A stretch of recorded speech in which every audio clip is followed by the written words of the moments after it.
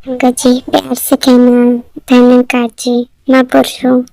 कभी कभी ऐसा होता है कि जिस कार्य को करने में हम अपनी पूरी मेहनत ताकत लगा देते हैं और वो कार्य हो भी जाता है, लेकिन फिर वो किसी कारण से हमारा बना बनाया कार्य खराब हो जाता है और उसके बाद हमें बहुत गुस्सा भी आता है।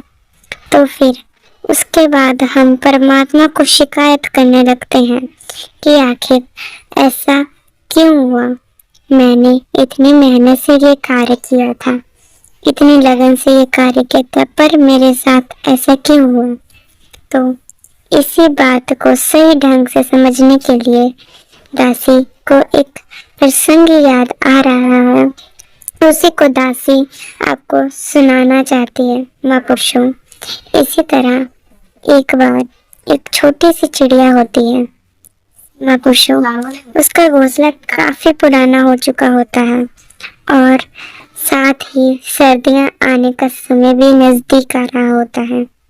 इसलिए वो चिड़िया सोचती है कि सर्दियों से बचने के लिए उसे एक नया घोंसला बना लेना चाहिए, ताकि आने वाले ठंड में उसे किसी तरह की दिक्कत ना पड़े।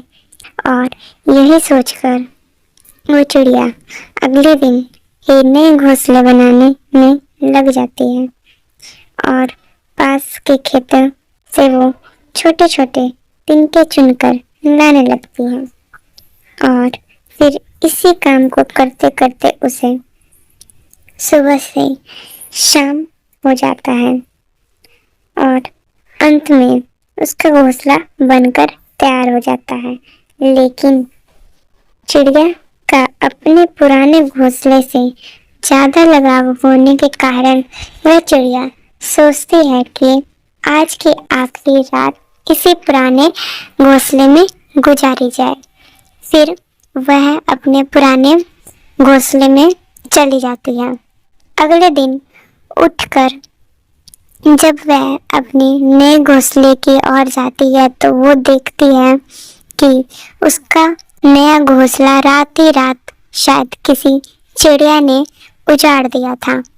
यह देखकर उसकी आंखों में पानी आ गया। वह उसके बाद थोड़ी देर चुप रहने के बाद वह मुस्कुराती है और फिर खेत की ओर जाके तिनके उठाकर वो अपना नया घोंसला बनाना शुरू कर देती है। फिर वही आखिर सुबह से शाम होने तक उसका नया घोंसला बनकर तैयार हो जाता है। दासी के कहने का भाव यह है कि हमारा जब कोई काम खराब हो जाता है तो हम उसे परमात्मा को शिकायत करने में, रोने धोने में अपना समय व्यर्थ करते हैं।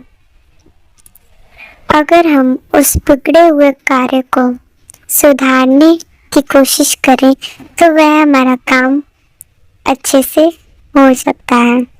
सत्संगत जी कहने यही है कि अगर हम कोई भी काम लगन से करते हैं तो वह जरूर पूरा होगा। सत्संगत जी इन्हीं शब्दों से दासी आपसे आज्ञा लेती, प्यार से कहना धन्यवाद जी।